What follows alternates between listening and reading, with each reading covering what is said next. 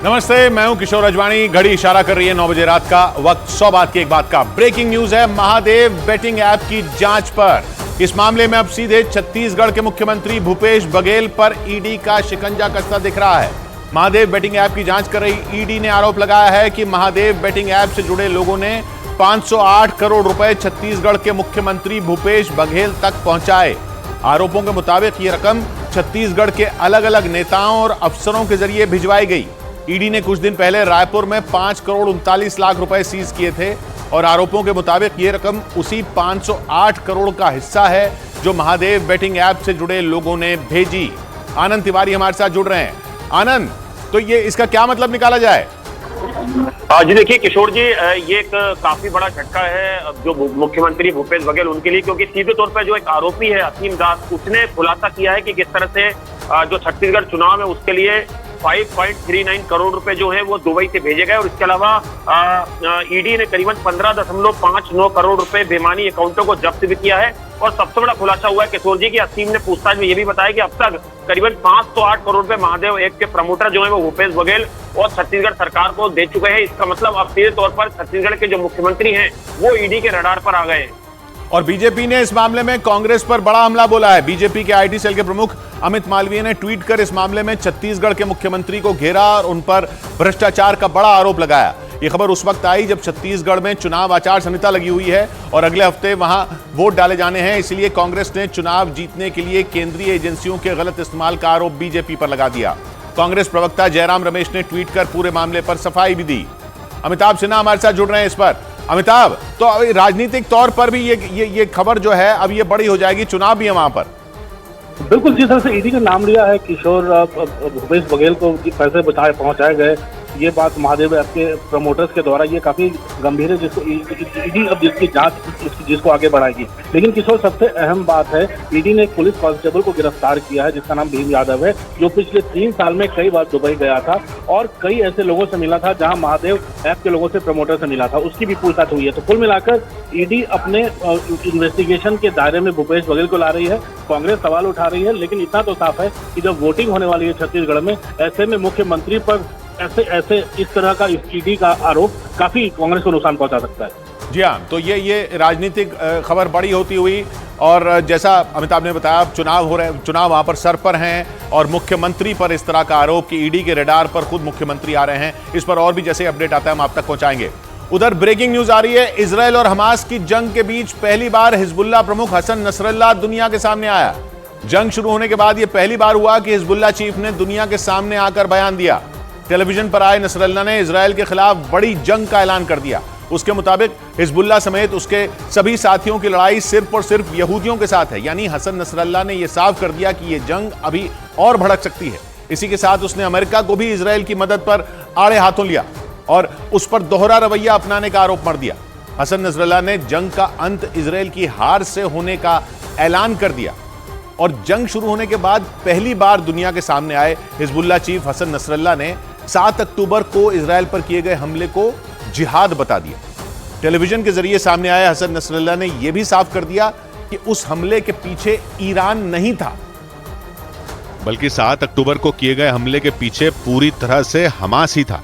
हालांकि 7 अक्टूबर को इजरायल पर हुए हमले से ईरान को अलग करते हुए भी हिजबुल्लाह चीफ हसन नसरल्लाह ने हमास की पीठ थपथपाई और उस हमले को हमास का जिहाद बता दिया। इसके साथ ही नसरल्लाह ने हमास के हमले के लिए इजरायल को ही जिम्मेदार ठहराया।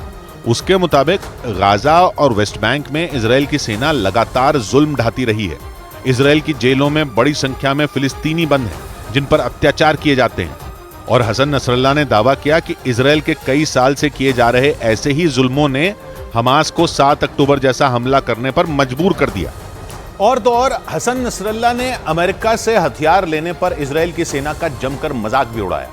उसने दावा किया कि इजरायल की सेना के पास हमास और हिजबुल्लाह से एक साथ निपटने की ताकत ही नहीं है और वो जंग में बुरी तरह डरा हुआ है। उसे इस बात का डर सता रहा है कि अगर हिजबुल्लाह पूरी ताकत के साथ जंग में उतरा तो इजरायल का क्या होगा। जंग शुरू होने के बाद पहली बार सामने आए हिजबुल्लाह के मुखिया हसन नसरल्लाह ने इजरायल की ताकतवर सेना का मजाक उड़ाया। उसने दावा किया कि हमास के साथ चल रही जंग ने इजरायली सेना की पोल खोल दी, क्योंकि हमास जैसे संगठन से निपटने में ही उसे अमेरिका से हथियार लेने पड़ रहे हैं। मतलब इजराइल की सेना के पास इतनी ताकत ही नहीं कि वो हमास और हिजबुल्लाह का सामना एक साथ कर सके। और नसरल्ला ने यह भी दावा किया कि अगर हिजबुल्लाह इस जंग में उतरा तो इजराइल को कोई नहीं बचा सकता, उसका दोस्त अमेरिका भी नहीं। मतलब नसरल्ला ने सीधे सीधे इजराइल और अमेरिका को ललकार दिया। इसी वजह से ये आशंका जताई जा रही है कि इजराइल और हमास के बीच छिड़ी ये जंग जल्द खत्म नहीं होने वाली। और हिजबुल्लाह के चीफ हसन नसरल्लाह ने ऐलान कर दिया कि उसका संगठन अल अक्सा मस्जिद और फिलिस्तीनियों के हक की लड़ाई जारी रखेगा, जिसका मतलब है कि इजराइल की परेशानी कम नहीं होने वाली है। क्योंकि हिजबुल्लाह के चीफ हसन नसरल्लाह ने दो टूक कह दिया कि वो उन सभी मुद्दों पर अपना विरोध जारी रखेगा जिन पर इजराइल के साथ मतभेद है।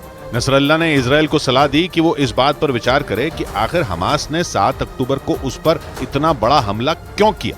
चरमपंथी संगठन हिजबुल्लाह के चीफ ने आरोप लगाया कि इजराइल की जेलों में बंद कैदियों में बड़ी संख्या में महिलाएं और बच्चे हैं। इनके अलावा इजराइल ने अल अक्सा मस्जिद में भी फिलिस्तीनियों पर अत्याचार करने में कोई कमी नहीं की। यही नहीं, उसने जिस तरह गाजा पट्टी को पूरी तरह घेर रखा है उससे हमास का खून खौल उठा और इसीलिए उसने इजराइल पर हमला किया। नसरल्लाह ने पूरी दुनिया से फिलिस्तीन के हालात पर चुप्पी तोड़ने की अपील भी की। लेकिन नसरल्लाह की इन धमकियों ने इजराइल के प्रधानमंत्री नेतन्याहू को बुरी तरह भड़का दिया। हसन नसरल्लाह का बयान सामने आते ही नेतन्याहू ने जवाब देने में देर नहीं लगाई और हिजबुल्लाह के चीफ को दो टूक कह दिया कि वो इजराइल को मिटाने के सपने देखना छोड़ दे। हसन नसरल्लाह को जवाब देते हुए नेतन्याहू ने साफ कर दिया कि इजराइल की उत्तरी सीमा पर अगर हिजबुल्लाह ने जंग छिड़ने की गलती की तो उसका सफाया हो जाएगा। पिछले कई दिन से हिजबुल्लाह लगातार लेबनान सीमा पर हमले कर रहा है, जिसका जवाब देने के लिए नेतन्याहू ने भी अपनी सेना को खुली छूट दे रखी है। हालांकि वो हिजबुल्लाह से जंग का ऐलान करने से लगातार बचते रहे, लेकिन जैसे ही हसन नसरल्लाह ने यहूदियों को अपना सबसे बड़ा दुश्मन करार दिया, नेतन्याहू ने टाल ठोक दी कि हिजबुल्लाह इजराइल के धैर्य की परीक्षा ना ले, वरना उसका अंजाम बुरा होगा। बड़ी खबर आई हिजबुल्लाह से जुड़ी खबर है कि जंग के 1 महीना पूरे होने पर लेबनान का यह चरमपंथी संगठन इजराइल पर सबसे बड़ा हमला करने वाला है। आज सऊदी अरब के न्यूज चैनल अल अरबिया के मुताबिक इजराइल को सबक सिखाने के लिए हिजबुल्लाह ऐसा हमला कर सकता है जिसे रोक पाना इजरायली सेना के लिए मुमकिन नहीं होगा। मतलब 7 नवंबर को इजराइल और हमास की जंग का 1 महीना पूरा होने पर इजराइल पर बड़े हमले का खतरा मंडरा रहा है, क्योंकि 7 अक्टूबर को हमास के लड़ाकों ने इजराइल में घुसकर सैकड़ों लोगों को मौत के घाट उतार दिया था और माना जा रहा है कि उसी तरह का हमला एक बार फिर इजराइल पर हो सकता है। लेकिन इस बार हमास नहीं बल्कि हिजबुल्लाह इजराइल में कत्लेआम मचाने की तैयारी में, और दावा किया जा रहा है कि इजराइल में तबाही मचाने के लिए लेबनान के इस चरमपंथी संगठन ने पूरी प्लानिंग तक कर ली है। इसीलिए यह माना जा रहा है कि 7 नवंबर को एक बार फिर इजराइल में कोहराम मच सकता है, क्योंकि दावा किया जा रहा है कि हमास की ही तरह हिजबुल्लाह भी अपनी पूरी ताकत के साथ इजराइल पर धावा बोल सकता है। सऊदी अरब के न्यूज चैनल अल अरबिया के मुताबिक इजराइल पर हमले के लिए हिजबुल्लाह ने पूरा प्लान भी बना रखा है। हिजबुल्लाह के लड़ाके कैसे इजराइल में घुसेंगे, इजराइल के किस हिस्से को सबसे ज्यादा टारगेट किया जाएगा और कैसे इजराइल की सेना को चकमा देना है, इसकी पूरी प्लानिंग की जा चुकी है। मतलब 7 नवंबर को हमास की तरह हिजबुल्लाह ने इजराइल को गहरे जख्म देने की तैयारी कर ली है। और दावा यह किया जा रहा है कि आने वाले कुछ दिनों में लेबनान की तरफ से हिजबुल्लाह इजराइल के खिलाफ जंग का ऐलान कर देगा। हालांकि वो रह रहकर लेबनान बॉर्डर पर इजराइल के सैन्य ठिकानों पर रॉकेट और मिसाइल दागने का एक भी मौका नहीं छोड़ रहा है। लेकिन 7 नवंबर को इजराइल पर बड़े हमले की प्लानिंग कर हिजबुल्लाह ने बेंजामिन नेतन्याहू की परेशानी बढ़ा दी, जबकि पिछले 1 महीने से गाजा पट्टी को घेरकर इजराइल की सेना हमास का खात्मा करने में जुटी। लेकिन दावा है कि इसके बाद भी इजराइल को मन मुताबिक कामयाबी नहीं मिल सकी है, क्योंकि इजराइल की ताकतवर सेना के आगे हमास न सिर्फ खड़ा है बल्कि वो लगातार उसके हमलों का जवाब भी दे रहा है। फिलिस्तीन के इस चरमपंथी संगठन का दावा है कि इजराइल अपनी पूरी ताकत लगाने के बाद भी हमास का सफाया नहीं कर पाएगा। एक रोज पहले ही हमास के प्रमुख इस्माइल हानिया ने पश्चिम एशिया के देश कतर से एक वीडियो जारी कर यह दावा किया कि जंग में उसके लड़ाके इजराइल के सैनिकों पर भारी पड़ रहे हैं। और माना जा रहा है कि गाजा पट्टी में मौजूद हमास के मुट्ठीभर लड़ाकों से निपटने के लिए इजराइल की हाईटेक सेना के पसीने छूट रहे हैं, जबकि इजराइल ने गाजा पट्टी से हमास को जड़ से उखाड़ फेंकने के लिए अपनी पूरी ताकत झोंकी हुई है। यहाँ तक कि इजराइल अपना जमीनी अभियान भी शुरू कर चुका है। मतलब इजराइल की सेना हमास के लड़ाकों के साथ आर पार की जंग में उतर चुकी है। पिछले कुछ दिनों में इजराइल की सेना कई बार गाजा पट्टी में घुसकर हमास के ठिकानों पर हमले कर चुकी है। और 7 अक्टूबर को हुए हमले का बदला लेने के लिए इजराइल की सेना हमास के एक एक लड़ाके को चुन चुन कर मार रही है। 7 अक्टूबर इजराइल के इतिहास में सबसे काले दिन के तौर पर दर्ज हो चुका है, क्योंकि उस दिन हमास के लड़ाकों ने इजराइल की धरती को खून से लाल कर दिया था। इजराइल में हर तरफ सिर्फ और सिर्फ तबाही और शवों के ढेर नजर आए थे। और इजराइल का आरोप है कि 7 अक्टूबर को हमास के लड़ाकों ने बर्बरता और क्रूरता की सारी हदें पार कर दी थी। और अल्लाहू अकबर का नारा लगाते हुए हमास के लड़ाकों ने बुजुर्गों, महिलाओं और छोटे छोटे बच्चों तक को मौत के घाट उतार दिया था। इस हमले के बाद से ही इजराइल हमास को मिटाने के लिए गाजा पट्टी पर ताबड़तोड़ हमले कर रहा है। इजराइल की तरफ से किए गए उन हमलों में 9,000 से ज्यादा लोगों की मौत हो चुकी है। लेकिन इसके बाद भी हमास के लड़ाके इजराइल के सामने घुटने टेकने के लिए राजी नहीं है। इजराइल की सबसे बड़ी परेशानी हमास नहीं, बल्कि लेबनान का चरमपंथी संगठन हिजबुल्लाह है, जो हमास से कहीं ज्यादा खतरनाक और ताकतवर है। क्योंकि दावा किया जाता है कि इस कट्टरपंथी संगठन के पास अपनी एक आर्मी है जो किसी भी देश की सेना को टक्कर दे सकती है। एक रिपोर्ट के मुताबिक हिजबुल्लाह के पास करीब 1.5 लाख लड़ाके हैं जो किसी भी देश में तबाही मचाने की ताकत रखते हैं। इसके अलावा उसके पास घातक मिसाइलों का जखीरा भी मौजूद है। उनमें कई लंबी दूरी तक मार करने वाली मिसाइलें हैं जो इजराइल के किसी भी कोने में तबाही मचा सकती हैं। दावा यह भी है कि मिसाइलों के अलावा हिजबुल्लाह के पास आधुनिक ड्रोन, एंटी टैंक मिसाइलें और एयर डिफेंस सिस्टम भी मौजूद है। मतलब अगर हिजबुल्लाह जंग में अपनी पूरी क्षमता के साथ उतरा तो इजराइल पर कहर टूट सकता है। लेकिन इजराइल की परेशानी तब और बढ़ गई जब सऊदी अरब के चैनल अल अरबिया ने यह दावा कर दिया कि हिजबुल्लाह जल्द ही इजराइल पर हमास से भी बड़ा हमला करने की तैयारी में है, जिसकी पूरी तैयारी भी उसने कर ली। अल अरबिया की एक रिपोर्ट के मुताबिक ईरान की मदद से हिजबुल्लाह ने इजराइल में तबाही मचाने की साजिश रची। दावा यह भी किया जा रहा है कि 7 अक्टूबर की तरह 7 नवंबर को ही हिजबुल्लाह इजराइल पर धावा बोल सकता है। और इसी वजह से यह दावा किया जा रहा है कि इजराइल पर 7 अक्टूबर से भी बड़ा खतरा मंडरा रहा है। अल अरबिया की रिपोर्ट बताती है कि इसके पीछे ईरान का दिमाग है, क्योंकि ईरान इजराइल का जानी दुश्मन है और उसने ही इजराइल के खिलाफ लेबनान में हिजबुल्लाह को खड़ा किया था। और तो और वो सुन्नी संगठन हमास को भी इजराइल के खिलाफ हथियारों की मदद करता है। और इसके अलावा यमन के हुती लड़ाके भी ईरान के इशारे पर इजराइल के खिलाफ युद्ध में उतर चुके हैं। मतलब ईरान हमास, हिजबुल्लाह और हुती लड़ाकों को इजराइल के खिलाफ एक हथियार के तौर पर इस्तेमाल कर रहा है, क्योंकि इन सभी का मकसद यहूदी देश इजराइल को दुनिया के नक्शे से मिटा देना है। और माना जा रहा है कि इसी वजह से ईरान के इशारे पर 7 नवंबर को हिजबुल्लाह इजराइल पर भीषण हमला करेगा और पूरी तरह जंग में कूद जाएगा। और अगर ऐसा हुआ तो इजराइल में एक बार फिर तबाही मच सकती है, क्योंकि दावा यह किया जा रहा है कि हमास की तरह ही हिजबुल्लाह के लड़ाके भी इजराइल में दाखिल होंगे और वहां मौत का तांडव करेंगे, ताकि इजराइल को एक बार फिर 7 अक्टूबर की तरह ही गहरे घाव दिए जा सकें।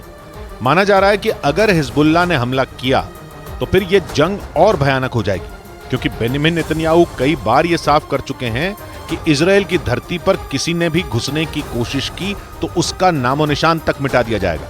जबकि सऊदी अरब के न्यूज चैनल अल अरबिया की एक रिपोर्ट के मुताबिक ईरान ने इजराइल को घेरने के लिए पूरी तैयारी कर रखी है। असल में इजराइल फिलिस्तीन, जॉर्डन, लेबनान और सीरिया जैसे देशों के साथ सीमा साझा करता है, और ये सभी देश मुस्लिम देश हैं जो यहूदी देश इजराइल के खिलाफ हैं। यही नहीं, ईरान के दम पर फिलिस्तीन का कट्टरपंथी संगठन हमास और लेबनान का कट्टरपंथी संगठन हिजबुल्लाह इजराइल का वजूद तक मिटा देना चाहते हैं। मतलब ईरान ने चारों तरफ से इजराइल को घेरना शुरू कर दिया। और तो और खबर यह भी है कि हिजबुल्लाह को Wagner group air defence system भी देने के लिए तैयार हो गया है। वैगनर ग्रुप रूस की प्राइवेट आर्मी, जिसके लड़ाके रूसी सेना के साथ मिलकर यूक्रेन में जंग लड़ रहे हैं।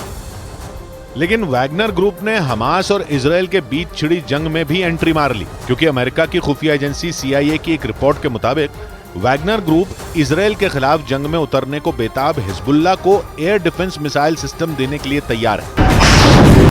रिपोर्ट बताती है कि रूस की प्राइवेट आर्मी हिजबुल्लाह को SA-22 air defence missile system से लैस कर रही है, जिसका इस्तेमाल हिजबुल्लाह हवाई हमलों को रोकने के लिए कर सकता है।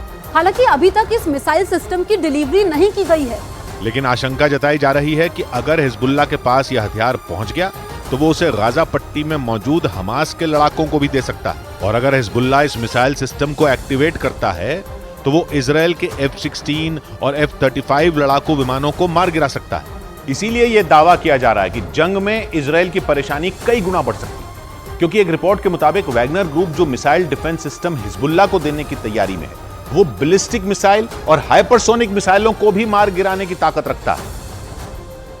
जो वैगनर ग्रुप को रूस से मिला है। अमेरिकी खुफिया एजेंसियों के मुताबिक वैगनर ग्रुप सीरिया की बशर अल असद सरकार के जरिए हिजबुल्लाह तक SA-22 air defence missile system पहुंचा सकता है, क्योंकि सीरिया की सरकार को ईरान और रूस का समर्थन हासिल है। और ये दोनों देश अमेरिका और इजराइल के जानी दुश्मन हैं। इसके अलावा सीरिया में हिजबुल्लाह के भी ठिकाने मौजूद हैं, जहां से वो इजराइल के सैन्य ठिकानों पर हमले भी करता रहता है। अमेरिका की खुफिया एजेंसी CIA के मुताबिक इजराइल को जंग में हराने के लिए सीरिया में ही हिजबुल्लाह को रूस का SA-22 एयर डिफेंस सिस्टम देने की तैयारी है। रिपोर्ट बताती है कि सीरिया की सरकार को यह हथियार रूस की प्राइवेट आर्मी वैगनर ग्रुप से मिलेगा और फिर उसे हिजबुल्लाह को सौंप दिया जाएगा। और माना जा रहा है कि वैगनर ग्रुप से इस हथियार के मिलने के बाद हिजबुल्लाह की ताकत कई गुना बढ़ सकती है, क्योंकि रूस का दावा है कि उसका ये एयर डिफेंस सिस्टम अमेरिका के पेट्रियट मिसाइल सिस्टम के बराबर है। और इसी वजह से यह माना जा रहा है कि हिजबुल्लाह को रूस का ब्रह्मास्त्र मिलने वाला है। रूस के मुताबिक SA-22 जमीन से हवा में मार करने वाला मिसाइल सिस्टम है, जिसे उसकी सेना 2012 से इस्तेमाल करती आ रही है। एक रिपोर्ट के मुताबिक इस हथियार की रेंज 15 किलोमीटर से लेकर 75 किलोमीटर तक है और ये -50 डिग्री सेल्सियस तापमान में भी काम कर सकता है। इसमें 5 तरह की मिसाइलों का इस्तेमाल किया जा सकता है, जिनका वजन 76 से 94 किलो तक होता है। यही नहीं, रूस का यह हथियार महज 4 से 6 सेकंड में ही टारगेट को पहचान कर उसकी तरफ मिसाइल दागने की ताकत रखता है। मतलब पलक झपकते ही यह हथियार दुश्मन के चिथड़े उड़ा सकता है। दावा है कि इजराइल के रॉकेट, मिसाइल और फाइटर जेट को मार गिराने के लिए रूस की तरफ से हिजबुल्लाह को SA-22 एयर डिफेंस सिस्टम से लैस करने की तैयारी है, जिसे इजराइल लेबनान बॉर्डर पर तैनात किया जा सकता है। लेकिन इजराइल की मुसीबत तब और बढ़ गई जब इमाम हुसैन ब्रिगेड के 6000 लड़ाके लेबनान पहुंच गए। एक रिपोर्ट के मुताबिक इस ब्रिगेड को ईरान का समर्थन हासिल है। इसने सीरिया में अमेरिकी सेना और उसके समर्थन वाले दूसरे संगठनों से लड़ने के लिए खड़ा किया था। और इन्हीं लड़ाकों को ईरान ने हिजबुल्लाह की मदद के लिए दक्षिणी लेबनान में तैनात कर दिया। इजराइल की सेना का दावा है कि इमाम हुसैन ब्रिगेड के 6000 लड़ाके इजराइल से लगने वाली लेबनान की सीमा पर मोर्चा संभाल चुके हैं, ताकि इजराइल की तरफ से किए जाने वाले हमलों का मुंह तोड़ जवाब दिया जा सके। अमेरिकी खुफिया एजेंसी CIA का ये दावा है कि लेबनान की तरफ से इजराइल पर बड़े हमले की तैयारी की जा रही है, जिससे इजराइल की सेना को एक साथ 2 मोर्चों पर उलझाकर रखा जा सके। इसी रणनीति पर चलते हुए ईरान ने हिजबुल्लाह को मजबूत करने के लिए इमाम हुसैन ब्रिगेड को लेबनान भेज दिया। हालांकि इजराइल को ईरान की इस चाल की भनक लग चुकी है और इसीलिए उसने हिजबुल्लाह और इमाम हुसैन ब्रिगेड से निपटने के लिए लेबनान बॉर्डर पर अपनी तैयारी भी शुरू कर दी। जबकि हिजबुल्लाह इजराइल के शहरों को निशाना बनाकर लगातार रॉकेट और मिसाइलें दाग रहा है। इसी कड़ी में हिजबुल्लाह और हमास ने मिलकर उत्तरी इजराइल पर एक साथ रॉकेट और मिसाइलों की बारिश कर दी, जिससे लेबनान बॉर्डर पर मौजूद इजराइल के सबसे बड़े शहर किरियात शमोना में तबाही मच गई। हमले की जो तस्वीरें सामने आईं, उनमें एक तस्वीर में रॉकेट और मिसाइलों के हमले के बाद वहां आग के बड़े बड़े गोले उठते दिखे। एक तस्वीर में सड़क पर आग की लपटें उठती नजर आईं। बताया गया कि इस हमले में उस इलाके की दुकानें और कई गाड़ियां जलकर राख हो गईं। रॉकेट और मिसाइलों के गिरने की वजह से सड़क पर बड़े बड़े गड्ढे बन गए। फिर ये देखिए, बड़ा मिसाइल था और यहाँ गिरा, रोड पे गड्ढा, एक बड़ा होल क्रिएट हो गया है और इसका इम्पैक्ट इतना था कि पूरी कार जल गई है। इजराइल की सेना के मुताबिक ये हमला लेबनान की तरफ से हमास और हिजबुल्लाह ने मिलकर किया। बाद में हमास की मिलिट्री विंग अल कसाम ब्रिगेड ने भी हमले की जिम्मेदारी लेते हुए इसे गाजा पट्टी पर इजराइल के हमले का बदला बता दिया। और बड़ी खबर आई गाजा शहर पर इजराइल की कार्रवाई से जुड़ी हुई। इजराइल ने गाजा शहर को चारों तरफ से घेरने का बड़ा दावा कर दिया। इजराइल के मुताबिक उसके सैनिकों ने टैंकों और तोपों से गाजा शहर की घेरेबंदी कर दी, जिसका मतलब है कि गाजा पट्टी के सबसे बड़े शहर में सबसे बड़ी जंग शुरू होने वाली है, क्योंकि गाजा शहर को हमास का गढ़ माना जाता है, जहां उसके लड़ाकों की पूरी फौज होने का दावा किया जाता है। इसीलिए माना जा रहा है कि जैसे ही इजराइल की सेना गाजा शहर में दाखिल होने की कोशिश करेगी, उस पर हमास के लड़ाके टूट पड़ेंगे। लेकिन उसकी परवाह किए बिना नेतन्याहू के सैनिकों ने गाजा शहर को घेरने का दावा कर हमास की नींद उड़ा दी। इजराइल पिछले हफ्ते से ही गाजा पट्टी के अलग अलग इलाकों में घुसकर जमीनी हमले कर रहा है और दावा है कि गाजा पट्टी में घुसी इजराइल की सेना न सिर्फ गाजा शहर तक पहुंच चुकी है, बल्कि उसने उसे चारों तरफ से घेर भी लिया है। इजराइल की तरफ से इसके कई वीडियो जारी किए गए, जिनमें एक वीडियो में उसकी सेना गाजा शहर को बमों और मिसाइलों से दहलाती नजर आई। यह हमला इतना भीषण था कि एक साथ वहां की कई इमारतें मलबे में तब्दील हो गईं। धूल और धुएं का गुबार तो इस कदर उठा कि जैसे लगा कि वहां कोई ज्वालामुखी फटा हो। इजराइल ने गाजा की घेरेबंदी का यह ऑपरेशन रात के अंधेरे में ही शुरू कर दिया, लेकिन उसने ऐसी मिसाइलें और हथियार चलाए कि उनके धमाकों से आंखों को चौंधिया देने वाली रोशनी पैदा हो गई। इसके बाद तो गाजा शहर में बर्बादी के सिवा कुछ भी नहीं बचा।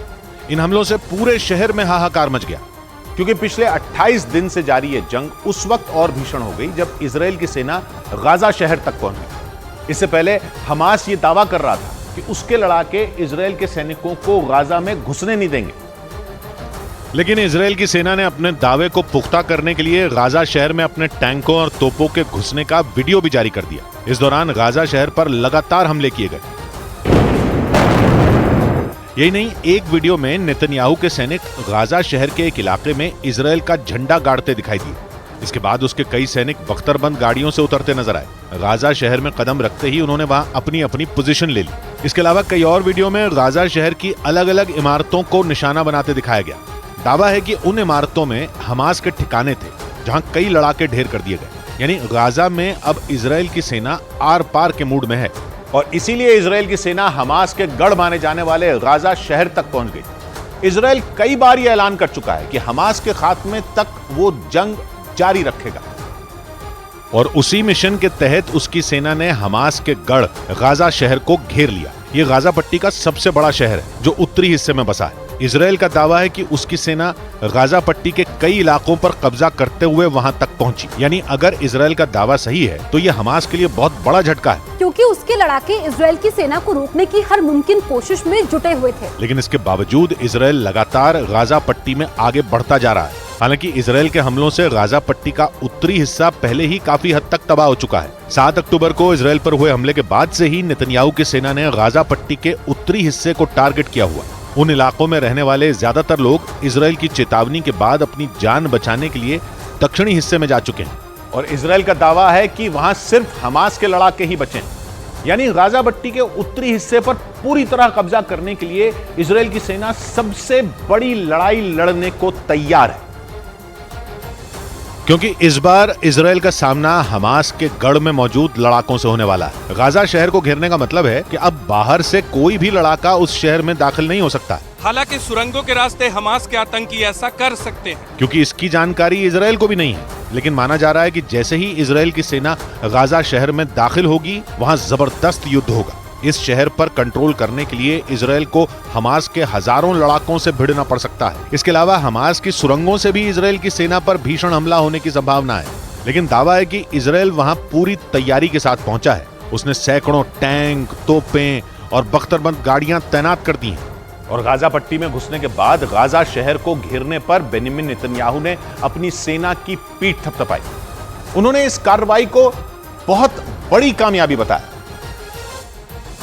और साथ ही दावा किया कि इजराइल की सेना ने गाजा शहर को घेरकर अपने मिशन का आधा सफर तय कर लिया है, जिसका मतलब है कि इजराइल अब गाजा पट्टी पर पूरी तरह कब्जा करने के लिए ऐसा युद्ध शुरू करेगा जो हमास के खत्म होने तक जारी रहेगा। इजराइल कई बार इसका ऐलान भी कर चुका है। नेतन्याहू के मुताबिक उनकी सेना का पहला टारगेट उत्तरी गाजा को अपनी मुट्ठी में करना है। यही नहीं, उन्होंने एक बार फिर वहां रहने वाले आम नागरिकों को दक्षिणी हिस्से में जाने की चेतावनी दे दी, क्योंकि इजराइल की सेना वहां बहुत बड़ा हमला करने वाली है।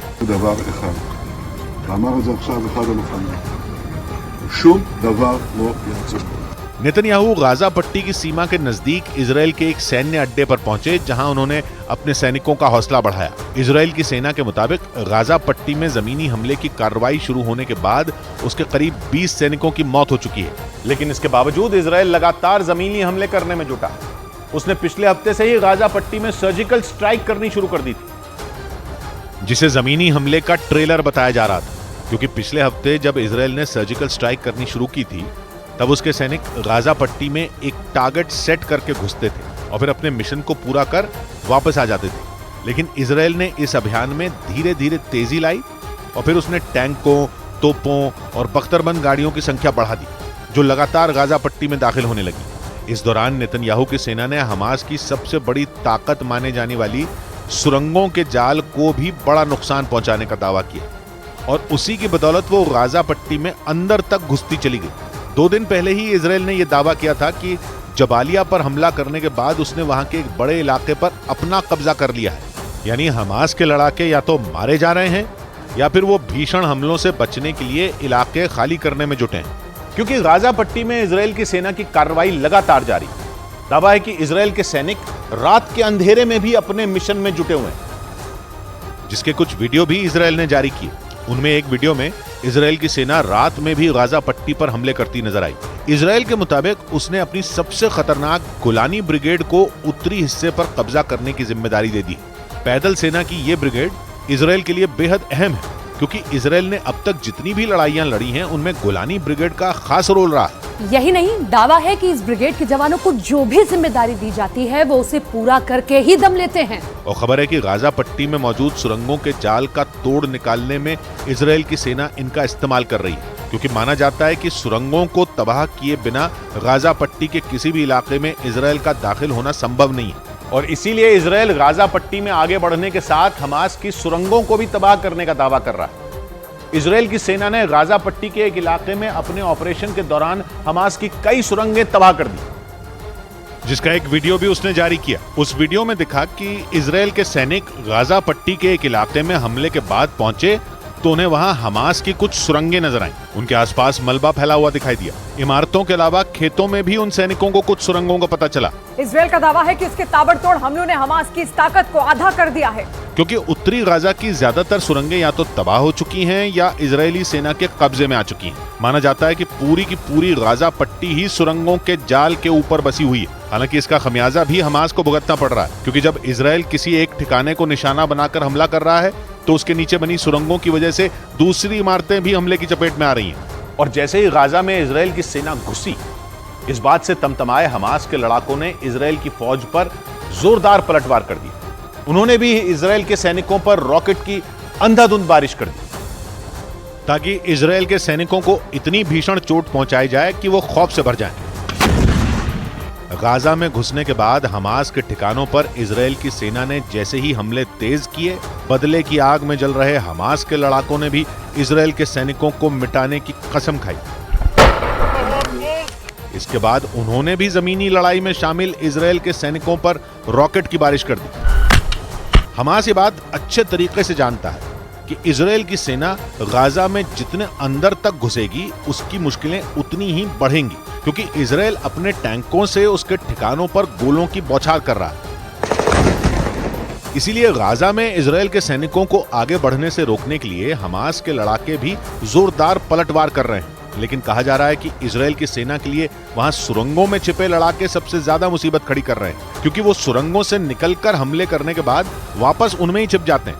और हमास ने दावा किया कि उसने गाजा में इजराइल को भारी नुकसान पहुंचाते हुए उसके कई टैंकों और बख्तरबंद गाड़ियों को तबाह कर दिया। इतना ही नहीं, हमास ने यह भी दावा किया कि उसने इजराइल के एक खतरनाक D9 बुलडोजर को भी नष्ट कर दिया, जिसका इस्तेमाल इजराइल की सेना बारूदी सुरंगों को ध्वस्त करने के लिए कर रही थी। इजराइल का D9 बुलडोजर हमास के लिए मुश्किलें खड़ी कर रहा था, क्योंकि बख्तरबंद गाड़ी की तरह मजबूत इस बुलडोजर के जरिए इजराइल के सैनिक हमास के ठिकानों की तरफ तेजी से बढ़ रहे थे। इसीलिए हमास ने अपने रॉकेट हमलों के जरिए इजराइल के इस बुलडोजर को अपने निशाने पर लिया।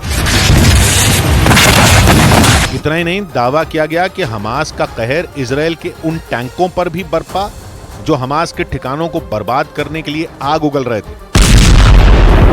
हमास ने दावा किया कि उसने अपने जोरदार हमलों में इजराइल की सेना के कई खतरनाक टैंकों को भी ध्वस्त कर दिया। हमास ने यह भी दावा किया कि उसने इजराइल की 2 बख्तरबंद गाड़ियों को भी बर्बाद कर दिया।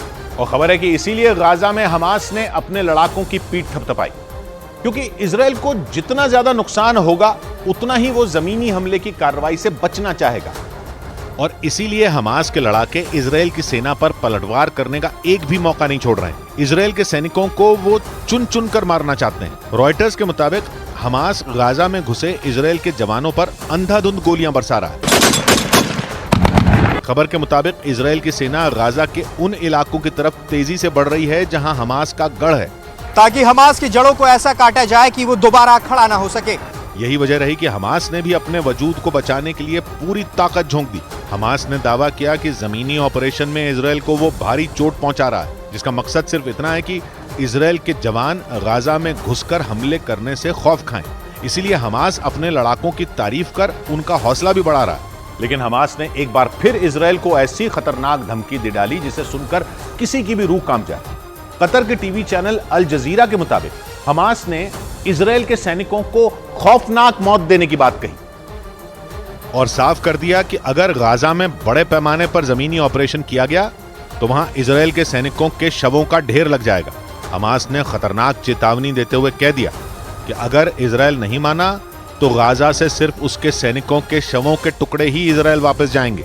और गाजा में जमीनी ऑपरेशन इजराइल के सैनिकों के लिए काल साबित हो सकता है, क्योंकि हमास के लड़ाके गाजा के चप्पे चप्पे को अच्छी तरह जानते हैं और उन लड़ाकों को वहां की गलियों से लेकर सुरंगों तक के बारे में पूरी जानकारी है। इसीलिए अगर इजराइल की सेना गाजा में अंदर घुसती है तो उसके लिए हमास के लड़ाकों को ढूंढ पाना मुश्किल होगा, जबकि हमास के लड़ाके इजराइल के सैनिकों पर छिपकर भी हमले करने में सक्षम होंगे।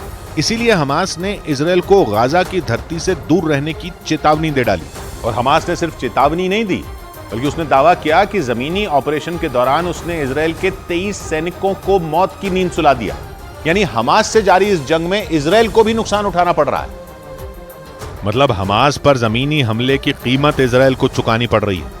7 अक्टूबर के बाद इजराइल ने हमास के खात्मे के लिए गाजा में आसमानी हमले तेज कर दिए थे, जिसके बाद गाजा के कई इलाके खंडर में तब्दील हो गए। वहां से सामने आई तस्वीरों में देखकर गाजा में हुई तबाही का अंदाजा लगाया जा सकता है। लेकिन जब आसमानी हमलों से बात नहीं बनी तो इजराइल ने जमीनी हमला शुरू किया। इजराइल के सैनिक गाजा में घुसे और हमास के ठिकानों पर टैंकों और तोपों से गोलों की बौछार की, लेकिन जमीनी हमले के दौरान इजराइल की सेना को भी नुकसान उठाना पड़ा। हमास ने दावा किया कि उसने गाजा के अंदर घुसे इजराइल के 23 सैनिकों को मार डाला।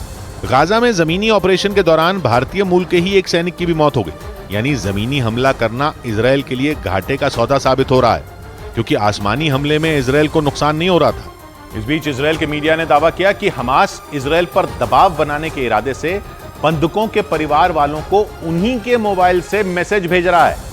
इजराइल के मुताबिक इसके लिए बाकायदा हमास के लड़ाकों की एक पूरी टीम लगाई गई है, जिसे उन बंधकों के परिवार वालों को डराने का काम सौंपा गया है। द टाइम्स ऑफ इजराइल की रिपोर्ट के मुताबिक हमास की मिलिट्री विंग अल कसाम के लोग अपनी कैद में मौजूद बंधकों के घर वालों को इजराइल में बोली जाने वाली हिब्रू भाषा में मैसेज कर रहे हैं, जिनमें वो उनसे नेतन्याहू सरकार पर दबाव बनाने की मांग कर रहे हैं और ये कह रहे हैं कि हमास बंधकों को रिहा कर देगा, लेकिन इसके बदले इजराइल को हमास के लड़ाकों और फिलिस्तीन के सभी लोगों को छोड़ना होगा।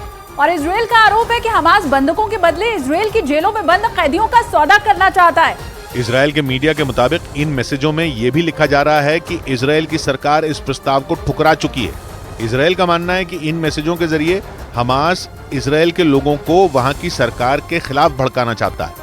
हालांकि ये आरोप इजराइल ने कोई पहली बार नहीं लगाए हैं, बल्कि इजराइल का मानना है कि हमास शुरुआत से ही बंधकों के जरिए इजराइल के लोगों और वहां की सरकार पर मनोवैज्ञानिक दबाव बनाने की कोशिश में लगा हुआ है।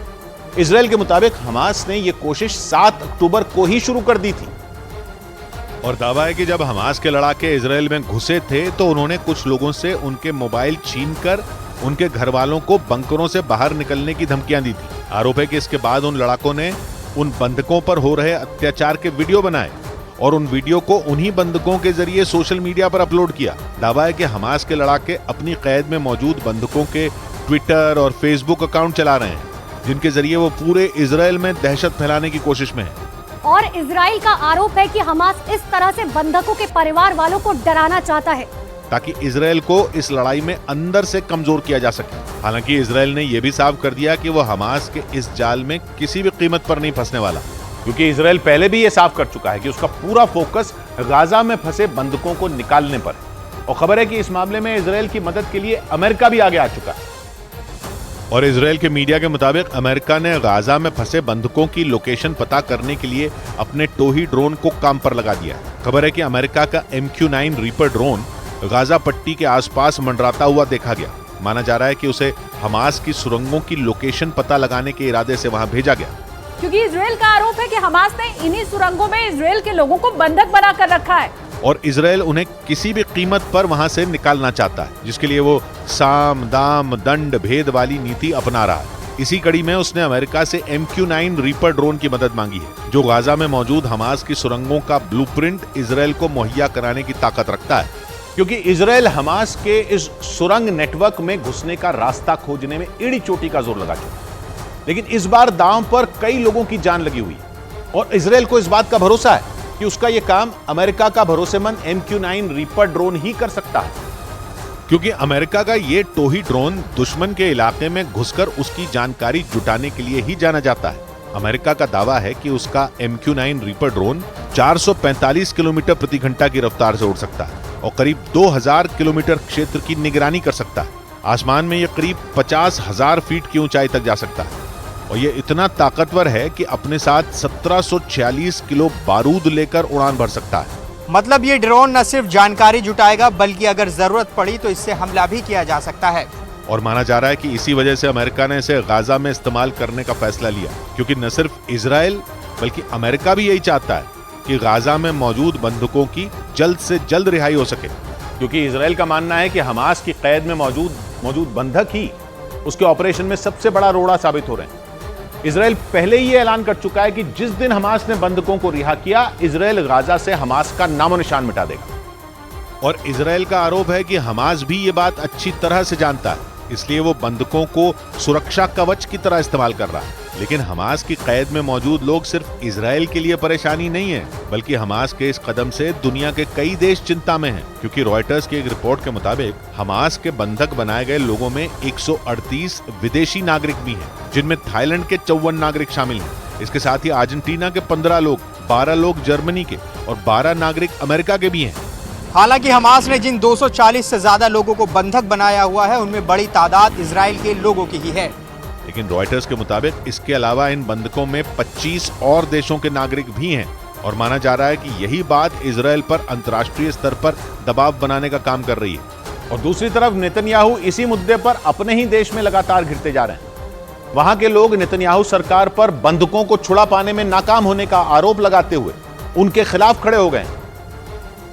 और वहां 7 अक्टूबर के बाद से ही लगातार प्रदर्शन जारी है, जिसकी एक तस्वीर तेल अवीव से भी सामने आई। वहां एक मानवाधिकार संगठन ने एक सरकारी इमारत के सामने खाली बिस्तर और बच्चों के पालने रख दिए, जिनके जरिए उसने हमास के बंधक बनाए गए लोगों को वापस लाने की मांग की। इस दौरान वहां रखे बच्चों के पालनों में कुछ खिलौने भी रखे नजर आए। आरोप है कि हमास के लड़ाकों ने 7 अक्टूबर के हमले के वक्त 240 से ज्यादा लोगों को बंधक बना लिया था और उनमें बड़ी तादाद में बच्चे और महिलाएं शामिल हैं, जिनकी रिहाई के लिए इजराइल की जनता नेतन्याहू सरकार पर लगातार दबाव बनाने में जुटी हुई है। इसके लिए वहां के अलग अलग शहरों में बड़े स्तर पर प्रदर्शन तक जारी हैं। बड़ी खबर आई, इजराइल और हमास की जंग से जुड़ी हुई। इस जंग के पूरी दुनिया में फैलने का खतरा मंडराने लगा, क्योंकि कतर के मुस्लिम धर्मगुरुओं ने मुस्लिम देशों को फतवा जारी कर दिया और उनसे इस जंग में सेना भेजने को कहा। इससे पहले हमास भी मुस्लिम देशों से इजराइल के खिलाफ एकजुट होने की अपील कर चुका है, जबकि 2 दिन पहले ईरान के सुप्रीम लीडर ने मुस्लिम देशों से इजराइल का बहिष्कार करने की अपील की थी, जिसके बाद खतरे की घंटी बज गई और लगने लगा कि हमास और इजराइल के बीच चल रही जंग पश्चिम एशिया से निकलकर पूरी दुनिया में फैल सकती है, जिसका माहौल भी बनने लगा, क्योंकि हमास और ईरान के बाद कतर के मुस्लिम धर्मगुरुओं ने इजराइल के खिलाफ मोर्चा खोल दिया और एक ऐसा फतवा जारी किया जो पूरी दुनिया पर ऐसा संकट ला सकता है जिससे निकलना मुश्किल हो जाएगा। क्योंकि अगर मुस्लिम देशों ने कतर के मुस्लिम धर्मगुरुओं की बात मान ली तो फिर दुनिया में जंग के नाम पर ऐसा बवंडर आएगा कि तबाही के अलावा कुछ नहीं होगा। क्योंकि फतवे में कतर के मुस्लिम धर्मगुरुओं ने पश्चिम एशियाई नहीं, दुनिया भर के मुस्लिम देशों से हमास और इजराइल की जंग में कूदने को कह दिया और उनसे हमास इजराइल जंग में सैन्य हस्तक्षेप की मांग कर दी। आसान शब्दों में कहें तो मुस्लिम देशों से हमास के पक्ष में अपनी सेना उतारने को कह दिया। और अगर उन्होंने ऐसा कर दिया तो फिर हमास और इजराइल की जंग पूरी दुनिया में फैल सकती है, या यूं कहें कि दुनिया को तीसरे विश्व युद्ध में धकेल सकती है। क्योंकि गाजा पट्टी में चल रही जंग का असर आसपास के देशों में भी दिखना शुरू हो गया और जंग के बीच इराक और सीरिया में ईरान और अमेरिका आमने सामने आ गए। न्यूज एजेंसी रॉयटर्स ने जानकारी दी कि उत्तरी इराक में अमेरिका ने 2 लड़ाकू ड्रोन मार गिराए, जिसके बाद पश्चिम एशिया का माहौल बिगड़ने की आशंका बढ़ने लगी, क्योंकि सीरिया के बाद इराक में अमेरिकी सेना तेजी से सक्रिय हो चुकी है।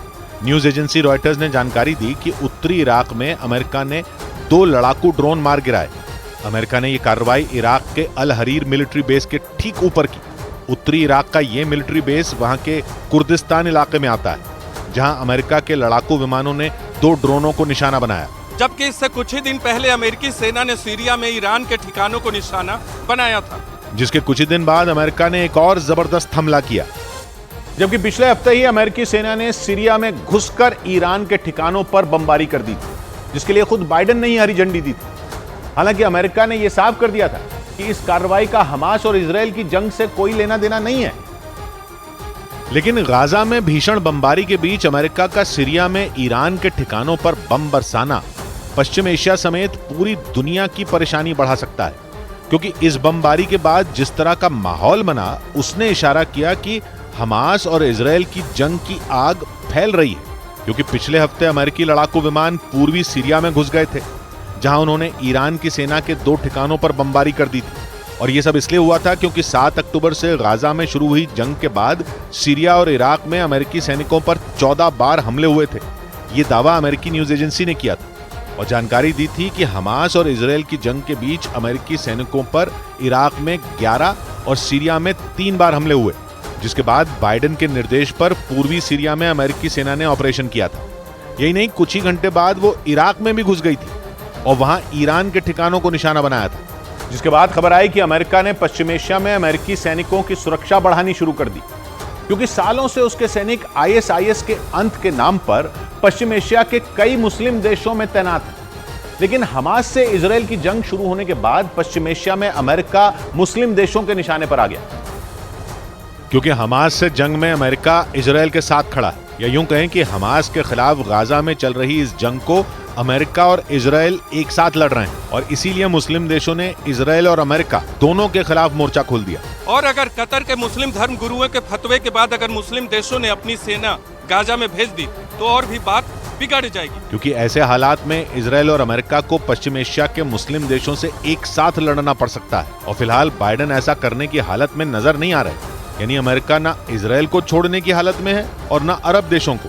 लेकिन हमास और ईरान लगातार मुस्लिम देशों को अमेरिका के खिलाफ भड़का रहे हैं। ईरान ने तो अमेरिका को कमजोर करने के लिए इजरायल के बहिष्कार तक की मांग कर डाली, या यूं तो वहीं हमास ने भी मुस्लिम देशों से अमेरिका का सहयोग न करने की मांग कर दी, क्योंकि हमास ने आरोप लगाया कि इजरायल गाजा से जुड़ी हर रणनीति अमेरिका की रजामंदी से बना रहा है। यही नहीं, हमास ने दावा किया कि अमेरिका बार बार ये इशारा करता है कि पश्चिम एशिया के कई देश उसकी प्लानिंग में उसका साथ दे रहे हैं और इसलिए अरब देशों को अमेरिका से दूरी बढ़ा लेनी चाहिए। आसिम अल-अरबिया इन्नो यजिब अल्ला ततावन मअ अल-इदारा अल-अमेरिकिया फी हादा अल-मुखत्तत अल-मशबूह। जबकि इससे पहले ईरान के सुप्रीम लीडर ने अरब देशों से मांग की थी कि वो इजरायल का बहिष्कार कर दे।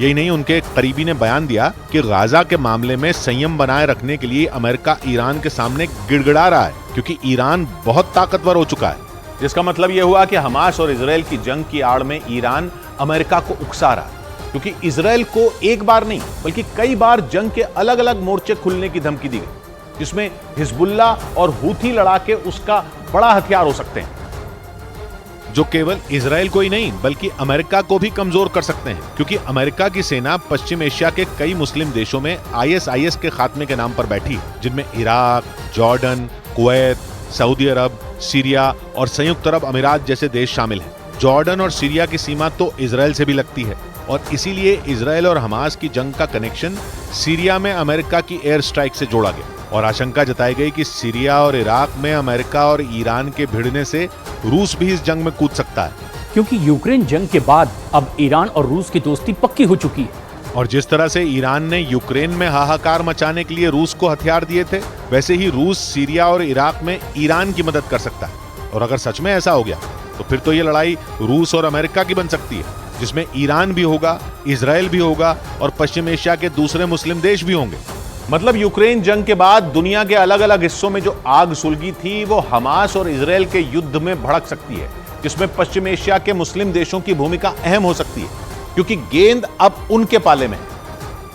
और सारी दुनिया की नजर पश्चिम एशिया के मुस्लिम देशों पर है, क्योंकि पश्चिम एशिया के मुस्लिम देशों की संख्या अच्छी खासी है और अगर ईरान को Iraq, Jordan, Kuwait, Lebanon, Oman, फिलिस्तीन, कतर, सऊदी अरब, सीरिया, तुर्की, संयुक्त अरब अमीरात और यमन जैसे देशों का साथ मिल गया तो फिर तो पूरी बाजी ही पलट सकती है।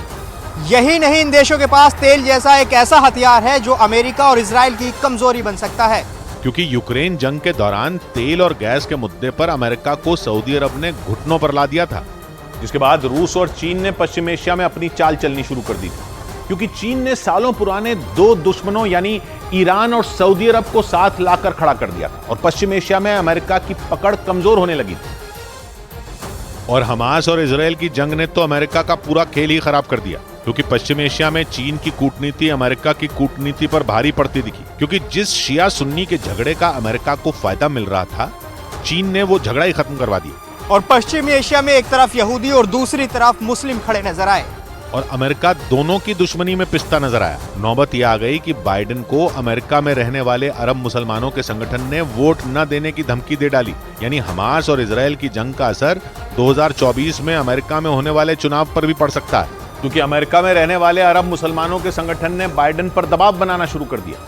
यही नहीं, संगठन ने एक सर्वे भी करवाया था, जिसके आधार पर उसने दावा किया था कि इस बार के चुनाव में बाइडेन को मुस्लिम मतदाताओं का कम वोट मिल सकता है, क्योंकि अमेरिका गाजा में हो रहे इजराइल के हमलों के साथ खड़ा है, जबकि संयुक्त राष्ट्र के आंकड़ों के मुताबिक गाजा पर इजराइल के हमलों में 2 हफ्तों में इतने लोगों की जान चली गई जितनी यूक्रेन में रूस के हमले के 20 महीने बाद हुई थी। लेकिन अमेरिका ने गाजा में लोगों की मौत पर उतना शोर नहीं मचाया जितना उसने यूक्रेन में लोगों की मौत पर मचाया था। यही नहीं, अमेरिका पर गाजा में रहने वाले लोगों की मदद पर गंभीरता नहीं दिखाने का भी आरोप लगा, जिसने अमेरिका की मुश्किल बढ़ा दी।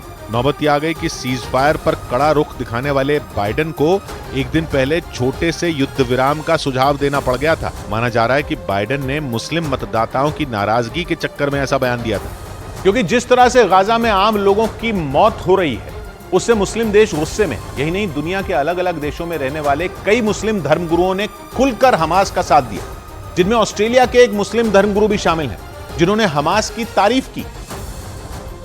और हमास ने इजराइल में जो किया उसके साथ खड़े दिखे।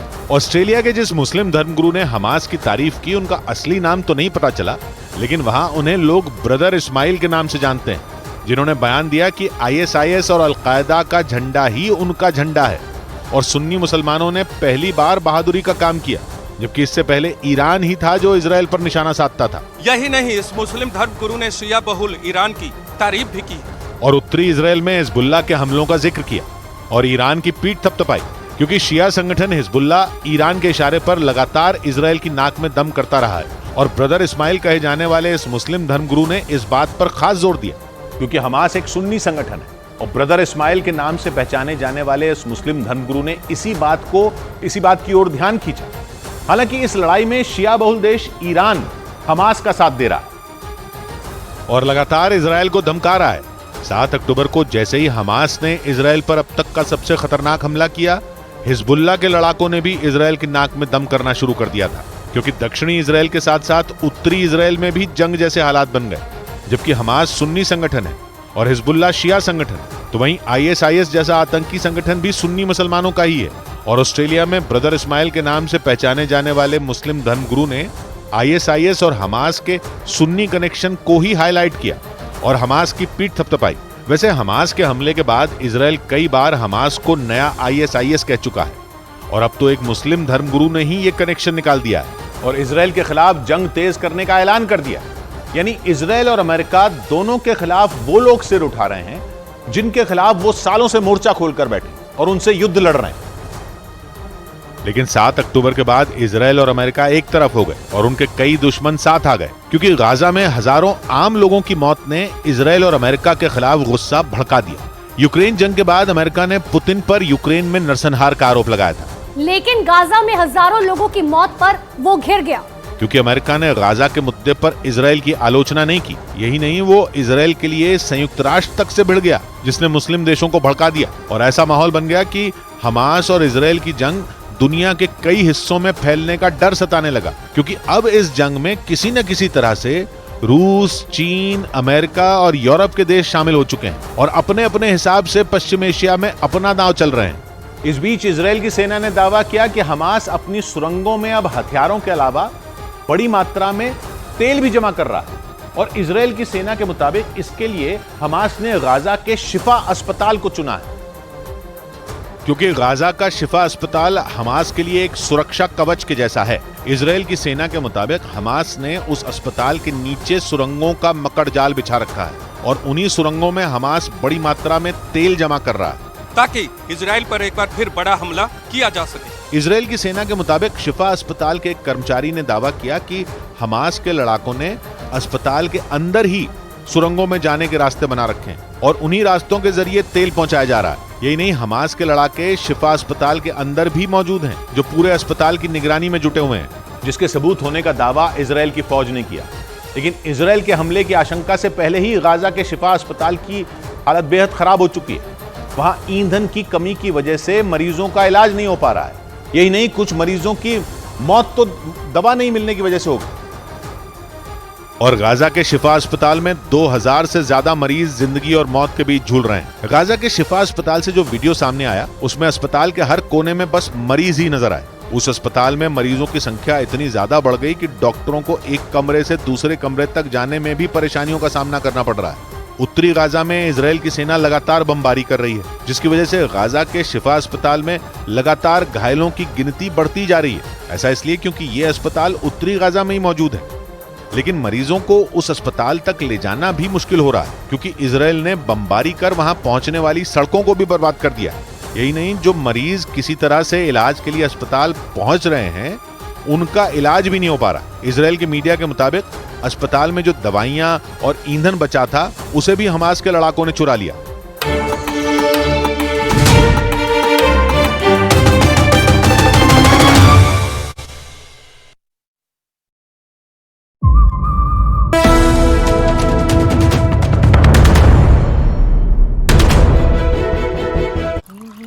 माँ, डेडलाइन तो मेरी है, तुम क्यों उठ गई इतनी जल्दी?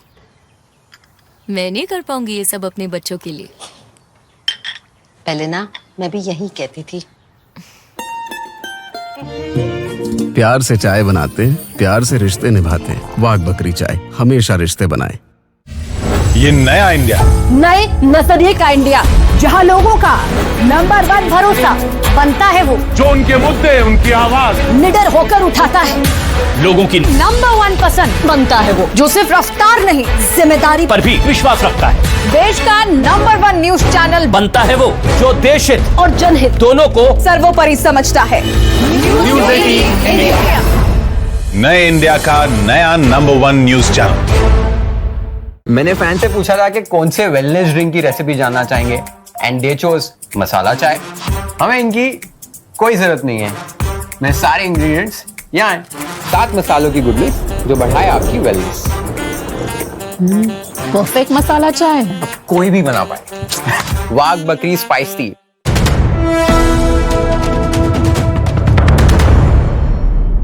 पहली बार दुनिया के सामने आए हिजबुल्लाह चीफ हसन नसरल्लाह ने 7 अक्टूबर को इजराइल पर किए गए हमले को जिहाद बता दिया। टेलीविजन के जरिए सामने आए हसन नसरल्लाह ने यह भी साफ कर दिया कि उस हमले के पीछे ईरान नहीं था, बल्कि 7 अक्टूबर को किए गए हमले के पीछे पूरी तरह से हमास ही था। हालांकि 7 अक्टूबर को इजराइल पर हुए हमले से ईरान को अलग करते हुए भी हिजबुल्लाह चीफ हसन नसरल्लाह ने हमास की पीठ थपथपाई और उस हमले को हमास का जिहाद बता दिया। इसके साथ ही नसरल्लाह ने हमास के हमले के लिए इजराइल को ही जिम्मेदार ठहराया। उसके मुताबिक गाजा और वेस्ट बैंक में इजराइल की सेना लगातार जुल्म ढाती रही है। इजराइल की जेलों में बड़ी संख्या में फिलिस्तीनी बंद हैं जिन पर अत्याचार किए जाते हैं। और हसन नसरल्लाह ने दावा किया कि इजराइल के कई साल से किए जा रहे ऐसे ही जुल्मों ने हमास को 7 अक्टूबर जैसा हमला करने पर मजबूर कर दिया। और तो और हसन नसरल्लाह ने अमेरिका से हथियार लेने पर इजराइल की सेना का जमकर मजाक भी उड़ाया। उसने दावा किया कि इजराइल की सेना के पास हमास और हिजबुल्लाह से एक साथ निपटने की ताकत ही नहीं है और वो जंग में बुरी तरह डरा हुआ है। उसे इस बात का डर सता रहा है कि अगर हिजबुल्लाह पूरी ताकत के साथ जंग में उतरा तो इजराइल का क्या होगा। जंग शुरू होने के बाद पहली बार सामने आए हिजबुल्लाह के मुखिया हसन नसरल्लाह ने इजराइल की ताकतवर सेना का मजाक उड़ाया। उसने दावा किया कि हमास के साथ चल रही जंग ने इजरायली सेना की पोल खोल दी, क्योंकि हमास जैसे संगठन से निपटने में ही उसे अमेरिका से हथियार लेने पड़ रहे हैं। मतलब इजराइल की सेना के पास इतनी ताकत ही नहीं कि वो हमास और हिजबुल्ला का सामना एक साथ कर सके। और नसरल्ला ने यह भी दावा किया कि अगर हिजबुल्ला इस जंग में उतरा तो इजराइल को कोई नहीं बचा सकता, उसका दोस्त अमेरिका भी नहीं। मतलब नसरल्ला ने सीधे सीधे इजराइल और अमेरिका को ललकार दिया। इसी वजह से ये आशंका जताई जा रही है कि इजराइल और हमास के बीच छिड़ी ये जंग जल्द खत्म नहीं होने वाली। और हिजबुल्ला के चीफ हसन नसरल्ला ने ऐलान कर दिया कि उसका संगठन अल अक्सा मस्जिद और फिलिस्तीनियों के हक की लड़ाई जारी रखेगा, जिसका मतलब है कि इजराइल की परेशानी कम नहीं होने वाली है। क्योंकि हिजबुल्ला के चीफ हसन नसरल्ला ने दो टूक कह दिया कि वो उन सभी मुद्दों पर अपना विरोध जारी रखेगा जिन पर इजराइल के साथ मतभेद है। नसरल्ला ने इजराइल को सलाह दी कि वो इस बात पर विचार करे कि आखिर हमास ने 7 अक्टूबर को उस पर इतना बड़ा हमला क्यों किया। चरमपंथी संगठन हिजबुल्ला के चीफ ने आरोप लगाया कि इजराइल की जेलों में बंद कैदियों में बड़ी संख्या में महिलाएं और बच्चे हैं। इनके अलावा इजराइल ने अल अक्सा मस्जिद में भी फिलिस्तीनियों पर अत्याचार करने में कोई कमी नहीं की। यही नहीं, उसने जिस तरह गाजा पट्टी को पूरी तरह घेर रखा है उससे हमास का खून खौल उठा और इसीलिए उसने इजराइल पर हमला किया। नसरल्ला ने पूरी दुनिया से फिलिस्तीन के हालात पर चुप्पी तोड़ने की अपील भी की। लेकिन नसरल्ला की इन धमकियों ने इजराइल के प्रधानमंत्री नेतन्याहू को बुरी तरह भड़का दिया। हसन नसरल्ला का बयान सामने आते ही नेतन्याहू ने जवाब देने में देर नहीं लगाई और हिजबुल्ला के चीफ को दो टूक कह दिया कि वो इजराइल को मिटाने के सपने देखना छोड़ दे। हसन नसरल्ला को जवाब देते हुए नेतन्याहू ने साफ कर दिया कि इजराइल की उत्तरी सीमा पर अगर हिजबुल्ला ने जंग छिड़ने की गलती की तो उसका सफाया हो जाएगा। पिछले कई दिन से हिजबुल्ला लगातार लेबनान सीमा पर हमले कर रहा है, जिसका जवाब देने के लिए नेतन्याहू ने भी अपनी सेना को खुली छूट दे रखी है। हालांकि वो हिजबुल्ला से जंग का ऐलान करने से लगातार बचते रहे, लेकिन जैसे ही हसन नसरल्ला ने यहूदियों को अपना सबसे बड़ा दुश्मन करार दिया, नेतन्याहू ने टाल ठोक दी कि हिजबुल्ला इजराइल के धैर्य की परीक्षा ना ले, वरना उसका अंजाम बुरा होगा।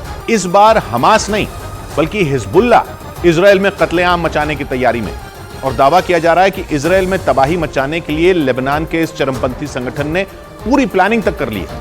इसीलिए यह माना जा रहा है कि 7 नवंबर को एक बार फिर इजराइल में कोहराम मच सकता है, क्योंकि दावा किया जा रहा है कि हमास की ही तरह हिजबुल्ला भी अपनी पूरी ताकत के साथ इजराइल पर धावा बोल सकता है। सऊदी अरब के न्यूज चैनल अल अरबिया के मुताबिक इजराइल पर हमले के लिए हिजबुल्ला ने पूरा प्लान भी बना रखा है। हिजबुल्ला के लड़ाके कैसे इजराइल में घुसेंगे, इजराइल के किस हिस्से को सबसे ज्यादा टारगेट किया जाएगा और कैसे इजराइल की सेना को चकमा देना है, इसकी पूरी प्लानिंग की जा चुकी है। मतलब 7 नवंबर को हमास की तरह हिजबुल्लाह ने इजराइल को गहरे जख्म देने की तैयारी कर ली है। और दावा ये किया जा रहा है कि आने वाले कुछ दिनों में लेबनान की तरफ से हिजबुल्ला इजराइल के खिलाफ जंग का ऐलान कर देगा।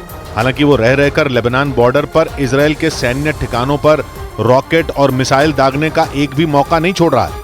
लेकिन 7 नवंबर को इजराइल पर बड़े हमले की प्लानिंग कर हिजबुल्ला ने बेंजामिन नेतन्याहू की परेशानी बढ़ा दी, जबकि पिछले 1 महीने से गाजा पट्टी को घेरकर इजराइल की सेना हमास का खात्मा करने में जुटी।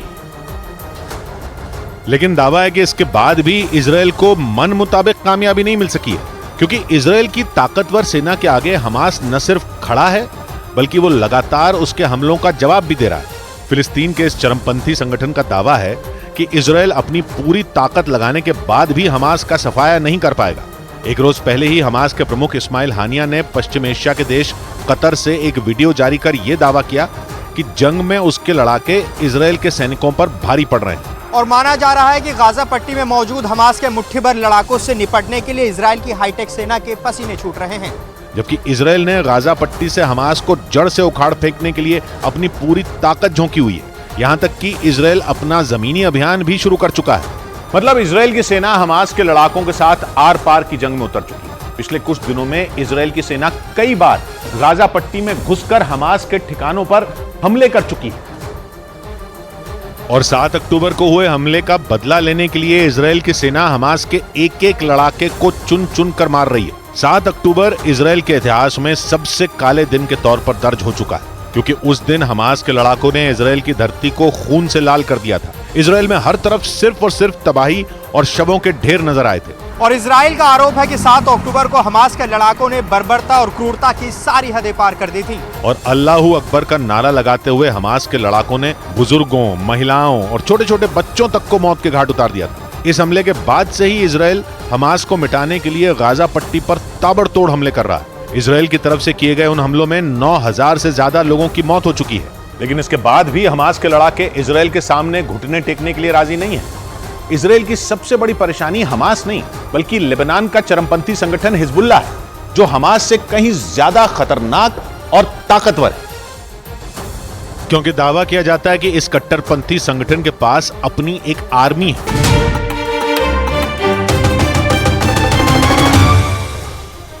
बड़ी खबर आई इजराइल से। गाजा पर हमले कम करवाने के लिए अमेरिका के विदेश मंत्री एंटनी ब्लिंकन इजराइल को समझाने पहुंच गए। 3 हफ्ते में अमेरिकी विदेश मंत्री का यह तीसरा इजराइल दौरा है, जहां उन्होंने इजराइल के प्रधानमंत्री नेतन्याहू से मुलाकात की और उन पर गाजा में आम लोगों पर अटैक न करने का दबाव बनाया। लेकिन नेतन्याहू ने भी दो टूक कह दिया कि जब तक हमास बंदूकों को रिहा नहीं करता तब तक इजराइल के हमले नहीं रुकेंगे। हालांकि इजराइल का हौसला बढ़ाने के लिए अमेरिकी राष्ट्रपति बाइडेन खुद पिछले महीने इजराइल जा चुके हैं और दो टूक बोल चुके हैं कि इजराइल की जंग जायज है और हमास का खात्मा जरूरी है। लेकिन इस बार अमेरिका के दौरे का मकसद बिल्कुल अलग रहा और इस दौरे में अमेरिका ने इजराइल को चेताया कि वो गाजा पर संभल कर वार करे ताकि वहां आम लोगों का खून न बहे। यानी अमेरिका ने इजराइल पर इस बात का दबाव बनाना शुरू कर दिया कि वो हमास को हराने के चक्कर में होश न खोए और गाजा में रहने वाले आम लोगों की भी सोचे, क्योंकि इजराइल का साथ देकर अमेरिका खुद दुनिया की आलोचना झेल रहा है। वो कई देशों के निशाने पर आ गया। इसलिए अमेरिकी विदेश मंत्री एंटनी ब्लिंकन इजराइल के तेल अवीव शहर में लैंड करते ही तुरंत प्रधानमंत्री बेंजामिन नेतन्याहू से मिलने पहुंच गए। बंद दरवाजे के पीछे उन्होंने नेतन्याहू से एक प्राइवेट मीटिंग की, यानी ऐसी मुलाकात जहां ब्लिंकन और नेतन्याहू के अलावा कोई नहीं था। दोनों देशों के सीनियर अधिकारी तक नहीं थे। बताया गया कि इस मीटिंग में अमेरिका ने इजराइल को साफ कर दिया कि अगर वो इसी तरह गाजा पर बेहिसाब हमले करता रहा तो अमेरिका के लिए उसके साथ खड़े रह पाना मुश्किल हो जाएगा। इजराइल रवाना होने से पहले ही ब्लिंकन ने ये बात साफ कर दी थी। Israel, other democracies have a responsibility to do everything possible to protect civilians. 2 दिन पहले बाइडेन भी कह चुके हैं कि इजराइल को गाजा पर हमले में थोड़ा विराम लेने की जरूरत है ताकि हमास की कैद में मौजूद बंधकों को निकालने का प्लान बनाया जा सके। यानी अमेरिका के आक्रामक तेवर अब नरम पड़ते दिख रहे हैं, जबकि यही अमेरिका पहले कहता आ रहा था कि वो इजराइल को ये नहीं बताएगा कि जंग कैसे लड़नी है। वो हमास को ISIS से भी क्रूर बताकर गाजा पर हमले को सही ठहरा रहा था। और तो और पिछले हफ्ते अमेरिका ने संयुक्त राष्ट्र में गाजा में सीज फायर के एक प्रस्ताव को भी गिरा दिया था। हालांकि तब तक बात फिर भी अलग थी, क्योंकि तब अमेरिका ये कह रहा था कि पहला बार हमास ने किया। उसने इजराइल में घुसकर बीच सड़क पर लोगों को मौत के घाट उतारा और 200 से ज्यादा लोगों को उठाकर भी ले गया। इसलिए इजराइल का हक है कि वो आत्मरक्षा के लिए हमास को खत्म कर डाले। तब इजराइल पीड़ित था, मगर जंग के 28वें दिन तक पिक्चर बिल्कुल बदल चुकी है, क्योंकि इजराइल ने आत्मरक्षा के नाम पर ऐसे अंधाधुंध वार शुरू किए कि गाजा में लाशें ही लाशें बिछ गईं। इजराइल का दावा है कि 7 अक्टूबर को हमास के लड़ाकों ने उसके यहाँ 1400 से ज्यादा लोगों की हत्या की, मगर उसके बाद से इजराइल ने गाजा में जो तांडव मचाया हुआ है, हमास का दावा है कि उसमें 9000 से ज्यादा फिलिस्तीनी मारे जा चुके हैं। इजराइल ने हमास के खिलाफ जंग का ऐलान किया था, लेकिन उसके हमलों में गाजा में जो लोग मारे गए उनमें ज्यादातर महिलाएं और बच्चे हैं। मौत के आंकड़े में 40% हिस्सा बच्चों का है। इजराइल के हमलों में 3 साल से भी छोटे बच्चे मारे गए हैं, यहाँ तक कि नवजात भी। इसलिए दुनिया भर के मानवाधिकार संगठन और कई देश इजराइल पर भड़के हुए हैं। वो पूछ रहे हैं कि गाजा में मारे गए बच्चे तो हमास के लड़ाके नहीं थे, तो फिर इजराइल ने उन्हें निशाना क्यों बनाया? इजराइल गाजा में चर्च, स्कूल और शरणार्थी कैंपों पर भी बमबारी कर रहा है, जहां बेगुनाह लोग पनाह लिए हुए हैं। इसलिए इजराइल का साथ देने की वजह से अमेरिका को दुनिया के गुस्से का सामना करना पड़ रहा है। अमेरिका का दुश्मन ईरान तो पहले दिन से ही कहता आ रहा है कि इस जंग का असली विलन अमेरिका है, क्योंकि वो इजराइल की जंग को हवा देने में लगा है। लेकिन अब अमेरिका के अंदर भी बाइडेन के जंग का समर्थन करने का विरोध शुरू हो गया। बाइडेन की खुद की डेमोक्रेटिक पार्टी के नेता उन्हें इजराइल पर लगाम लगाने को कह रहे हैं, और जिन मुसलमानों ने पिछले चुनाव में बाइडेन को वोट देकर उन्हें राष्ट्रपति बनाया था, गाजा की लड़ाई की वजह से वो भी बाइडेन से छिटकते दिख रहे हैं। वो धमकी दे रहे हैं कि अगर बाइडेन ने गाजा में सीज फायर नहीं करवाया तो अगले साल होने वाले चुनाव में उन्हें वोट नहीं मिलने वाला। इसी वजह से माना जा रहा है कि अमेरिका के विदेश मंत्री आनन फानन में तीसरी बार इजराइल पहुंच गए, जहां उनके एजेंडे में गाजा में आम लोगों को बचाने की कोशिश पहले नंबर पर है। बल्कि अमेरिकी न्यूज चैनल CNN की खबर है कि अमेरिका कुछ दिनों से इजराइल को चेतावनी दे रहा है कि इस तरह ज्यादा दिन तक उसकी जंग जारी नहीं रह सकती। और बाइडेन से लेकर अमेरिका के विदेश मंत्री, रक्षा मंत्री इजराइल के अधिकारियों से प्राइवेट बातचीत में साफ कर चुके हैं कि इजराइल को अपनी जंग का भयंकर अंजाम भुगतना पड़ सकता है, क्योंकि पूरी दुनिया में उसके खिलाफ गुस्सा बढ़ता जा रहा है और उस गुस्से की आंच अमेरिका तक आने लगी है।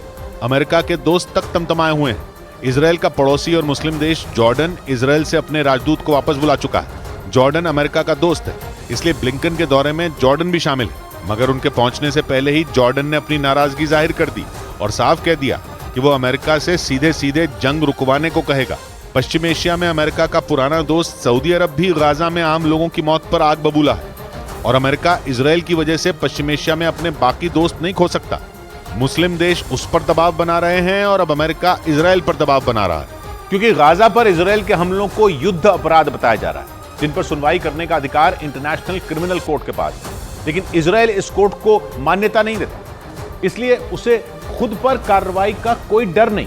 हालांकि इसराइल भले ही आत्मरक्षा की दलील दे, पर फिर भी जंग लड़ने के अंतर्राष्ट्रीय नियम हर हमले को जायज नहीं मानते और देशों को एक हद में रहकर ही लड़ना होता है। जंग में सीधे सीधे आम नागरिकों को निशाना बनाना अंतर्राष्ट्रीय नियमों के खिलाफ है। और जब से इसराइल ने गाजा के जबालिया शरणार्थी कैंप पर हमला किया है, तब से संयुक्त राष्ट्र में मानवाधिकारों के हाई कमिश्नर भी मान रहे हैं कि इसराइल युद्ध अपराध कर चुका है। संयुक्त राष्ट्र का हर सदस्य देश 1949 की जिनेवा कन्वेंशन के जंग लड़ने के अंतर्राष्ट्रीय नियमों को मानता है, मगर इसराइल उसके कुछ प्रावधानों को नहीं मानता।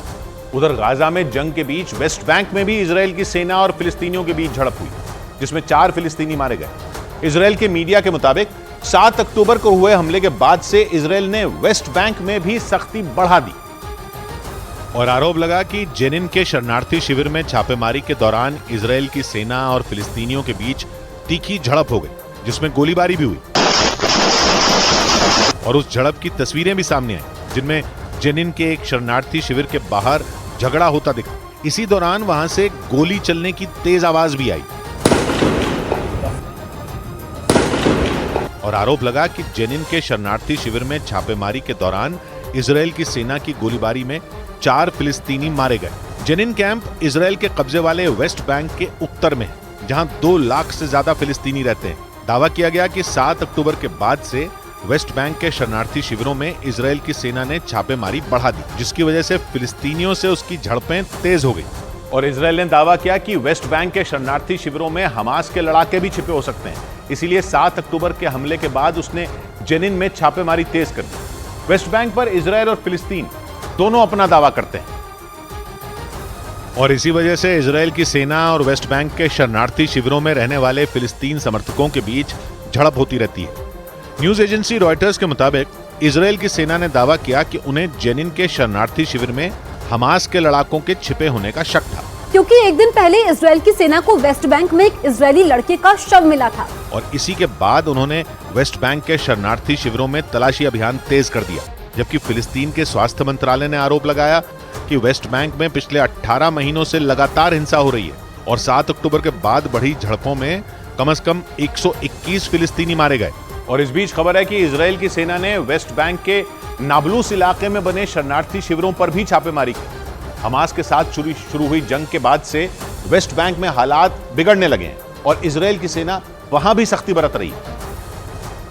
और इसराइल की सेना पर आरोप लगा कि उसने गाजा में हमास के साथ शुरू हुई जंग के दौरान वेस्ट बैंक के कई इलाकों पर भी हमला किया, जबकि इसराइल की सेना ने दावा किया कि वहां बने शरणार्थी शिविरों में फिलिस्तीन के चरमपंथी संगठनों के लोग छिपकर रह रहे हैं। वेस्ट बैंक वो इलाका है जो जॉर्डन नदी के पश्चिमी किनारे पर बना है, जिस पर इसराइल का कब्जा है और यहाँ के कई इलाकों में बने शरणार्थी शिविरों में ज्यादातर फिलिस्तीनी बसे हैं जो इसराइल का विरोध करते हैं। इसी वजह से इसराइल की सेना को डर है कि वेस्ट बैंक से भी इसराइल पर बड़ा हमला हो सकता है, क्योंकि इसराइल के मीडिया का दावा है कि वेस्ट बैंक के शरणार्थी शिविरों में छिपे हमास के लड़ाके फिलिस्तीनियों को भड़काने का काम करते हैं, जिसकी वजह से वो खुलकर इसराइल की सेना का विरोध करते हैं।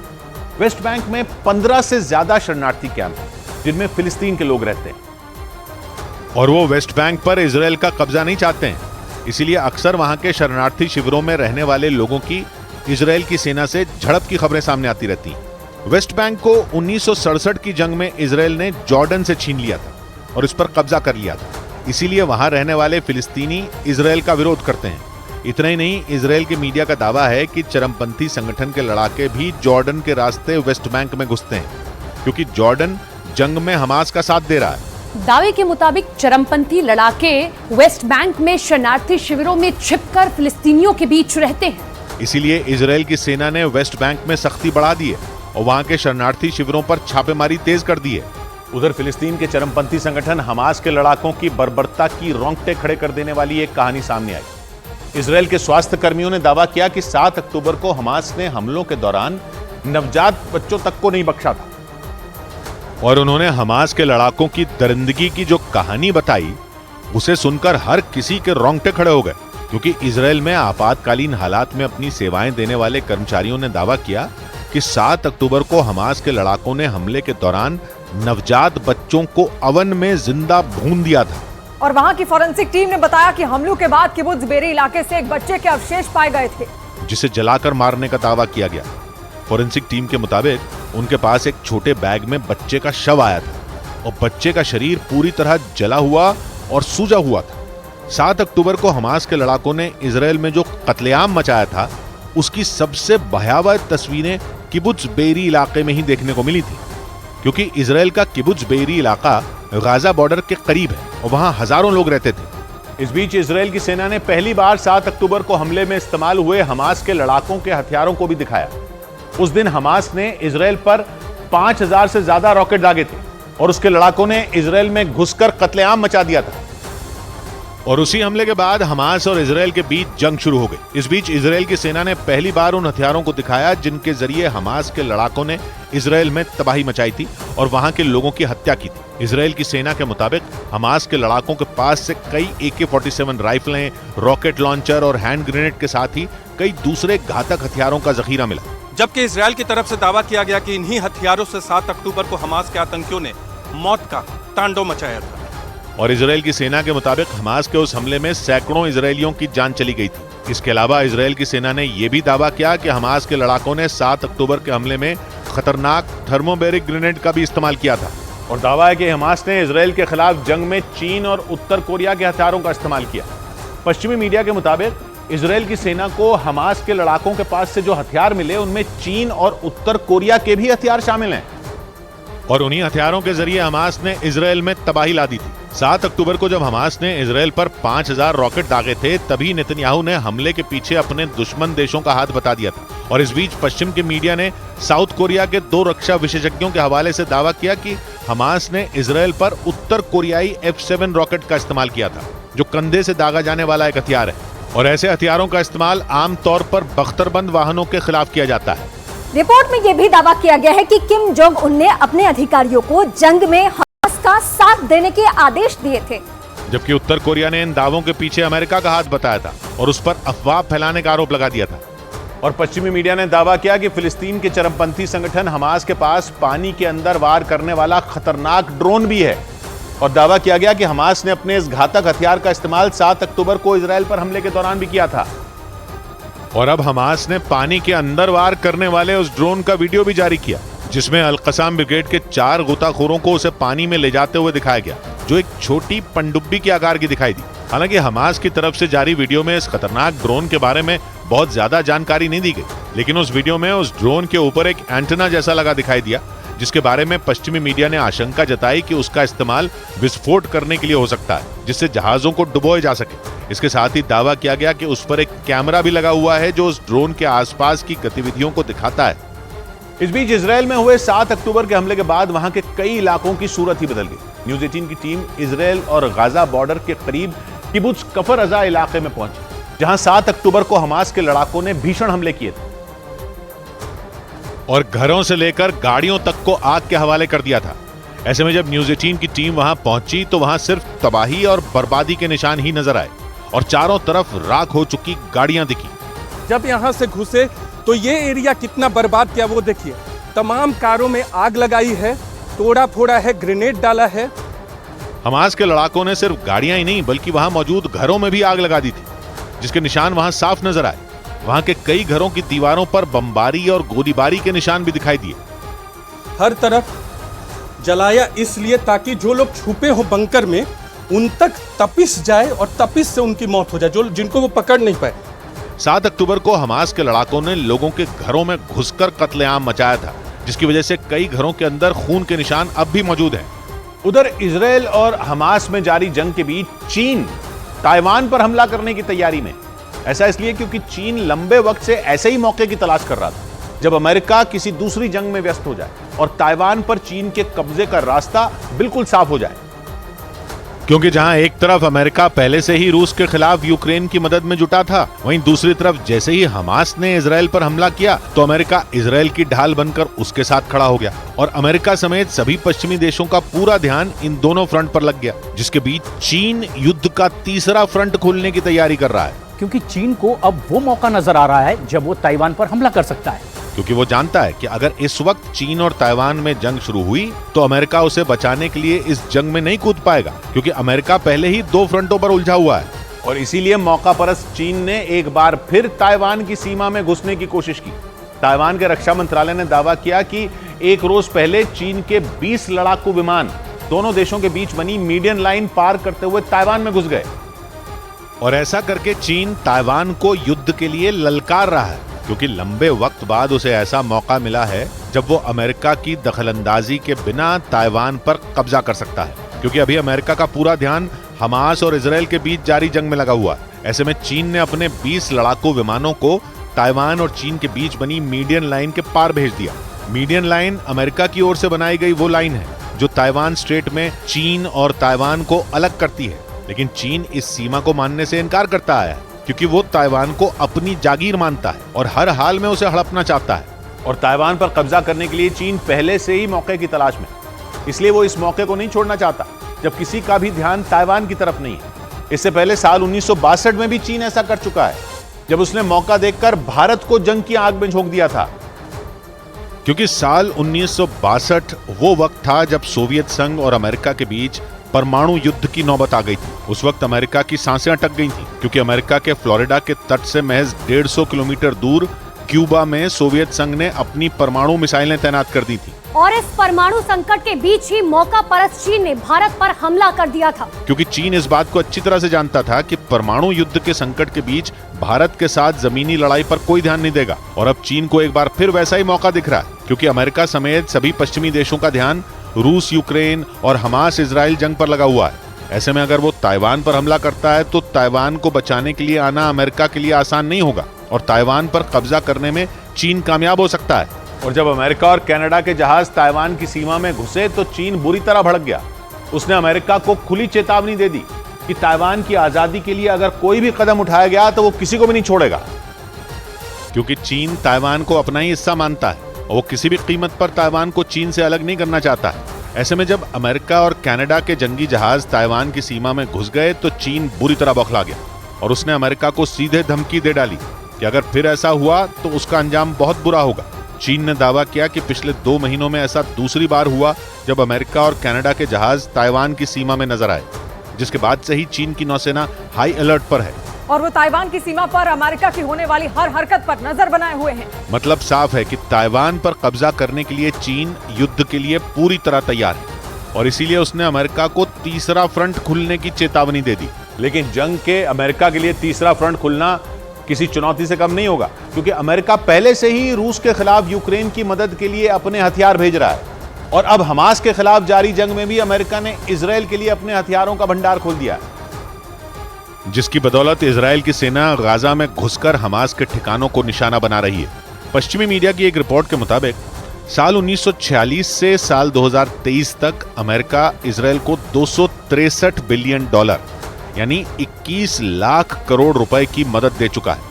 इतना ही नहीं, राष्ट्रपति बाइडेन यूक्रेन और इजराइल को इमरजेंसी पैकेज के तौर पर $105 बिलियन यानी 8.5 लाख करोड़ रुपए देने की तैयारी कर रहे हैं, जिसमें $61 बिलियन यानी करीब 5 लाख करोड़ रुपए यूक्रेन और $14 बिलियन यानी 112,000 करोड़ रुपए इजराइल को मिलने वाले हैं। ऐसे में अमेरिका के लिए मदद करने के साथ साथ अपने वॉर स्टॉक को भी बनाए रखना सबसे बड़ी चुनौती है, क्योंकि अगर ऐसे हालात में चीन ने ताइवान पर हमला कर दिया तो अमेरिका के लिए ताइवान की मदद करना आसान नहीं होगा। इधर लगातार दूसरे दिन भारतीय शेयर बाजार बढ़त के साथ बंद हुआ। इस दौरान सभी सेक्टरल इंडेक्स हर एक निशान पर बंद हुआ और लार्ज कैप की तरह मिड कैप और स्मॉल कैप शेयरों में भी तेजी रही। इस दौरान सबसे ज्यादा तेजी ऑयल एंड गैस और रियल्टी सेक्टर के शेयरों में देखने को मिली, जिससे बॉम्बे स्टॉक एक्सचेंज का सेंसेक्स 282 अंक उछलकर 64,363 पर बंद हुआ, जबकि निफ्टी 97 अंकों की बढ़त के साथ 19,230 के स्तर पर पहुंच गया। और शेयर बाजार की खबर तो आपको कई जगह मिल जाएगी, लेकिन शेयर बाजार का एक्सपर्ट आपको बनाएगा सिर्फ मनी कंट्रोल प्रो। इच्छाओं पर प्रश्न चिन्ह है, अरमानों पर पहरे हैं। इच्छाओं पर प्रश्न चिन्ह है, अरमानों पर पहरे हैं। संबंधों से हमें मिले जो घाव बहुत ही गहरे हैं। सौगात की एक बात कही अंबर ने, नई क्रांति की आज घोषणा कर दी है कुछ गूंगों ने, सुनकर जो दौड़े आए वे सबके सब ही बहरे हैं। मिलते हैं सोमवार को, घड़ी जब इशारा करेगी 9 बजे रात का, वक्त फिर होगा 100 बात की बात।